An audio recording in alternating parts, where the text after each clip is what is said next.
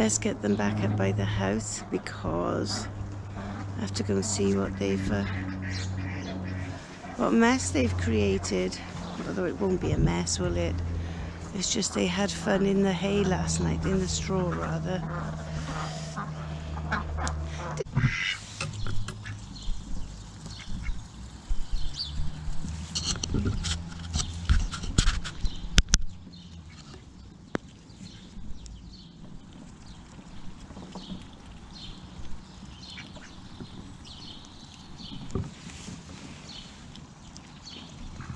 So there they are, snuggling through the grass there.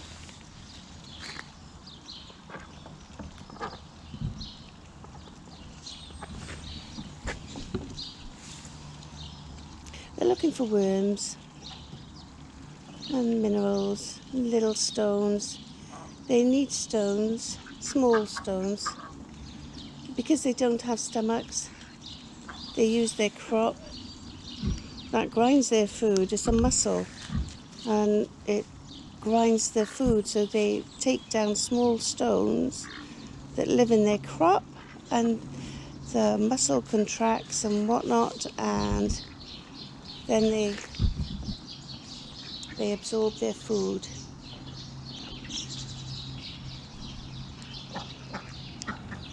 So the rain's starting. Hopefully it's just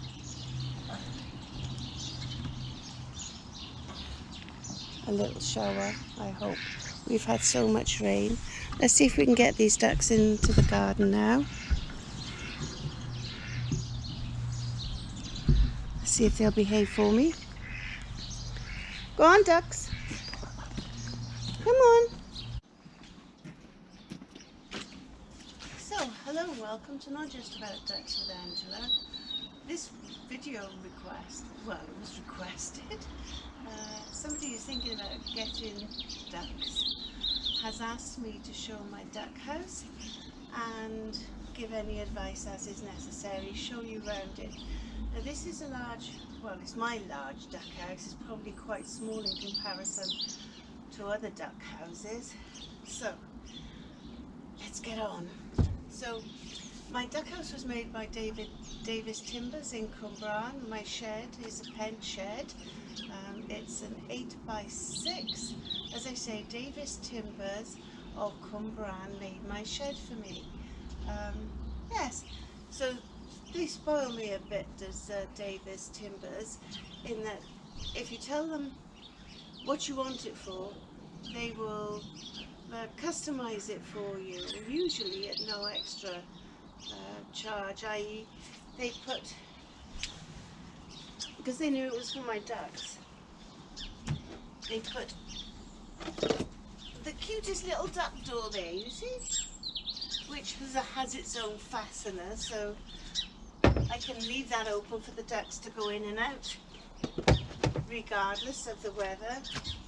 And then there's this nice wide, I need to have a wide door just for sheer size of me, but this nice wide door, and it came kitted with already, so you've got the butterfly locks and a nice tight bolt. I put the handle on, but they will put a handle on for you if you request it. And then there's another butterfly lock or bolt or twirly thing down there. The door, on the inside of the door, I put on a, what do you call one of these things, a latch. And I've also put a bit of a brace there, that's for the handle so the screws don't pop through. And so I've put this latch, and there's a hook on the other side. Yes. So there is the inside of the small door that the ducks come in and out of.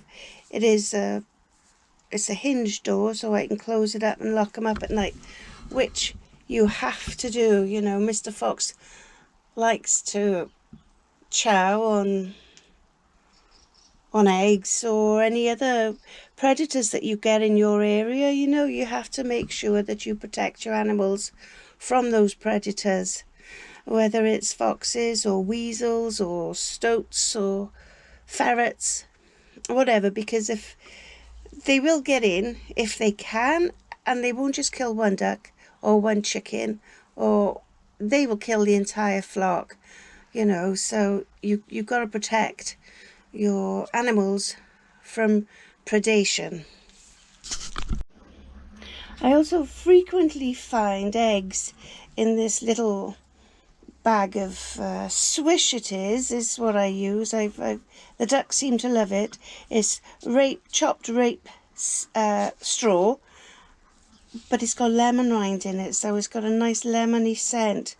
It's not overbearing, it's not overpowering, but it's just nice. Wood shavings, yes, and I use straw as well.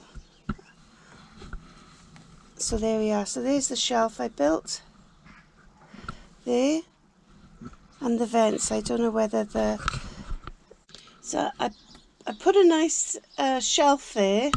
It's made out of reclaimed wood.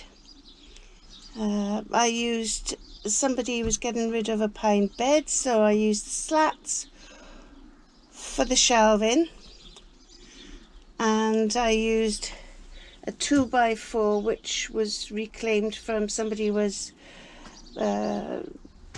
knocking something down, so I had that 2x4 off them.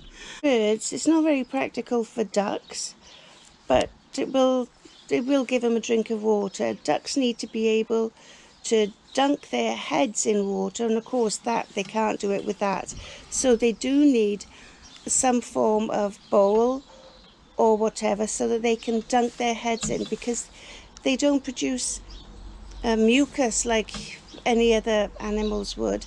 They need to clean out their nasal tubes, and they do this by dunking their heads in the water and schnushling, you know, or they blow the water out through their nasal tubes, and this then cleans their noses and in fact their eyes. So that is most important when keeping ducks, that they have access to a bowl or a bucket of water. I have kept ducks on and off for 20 or 30 years, maybe more. So there we go. So I know my eggs. I have found over the years though that the best policy if using water butts or whatever are these rubber buckets. They will last. They don't crack or get plastic fatigue like plastic buckets do. So the way to go is to use rubber. These I buy from the farm shop in Pontier, but you can get them in all farm shops or tack shops. So there are two windows. These are glass, but you can have whatever perspex or whatnot. It's your choice. I put some window sills in so that I can put, I don't know, bits and pieces that I want to, that I use in the duck house, either tissues or I'm a bit of a wally really, because I put some air freshener things in here as well, but it doesn't smell.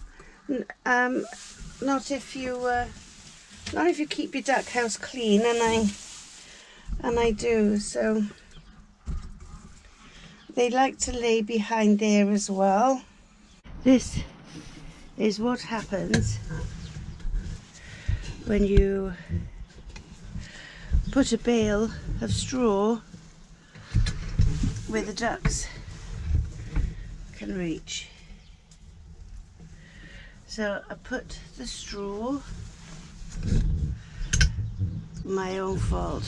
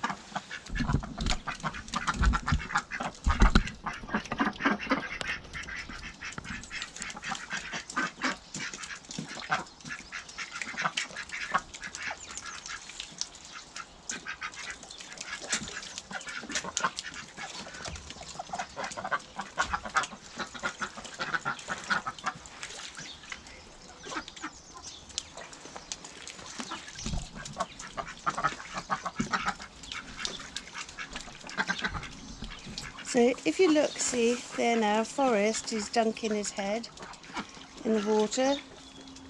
They do this to moisten their eyelids because they have no tear ducts, apparently. I don't know about that,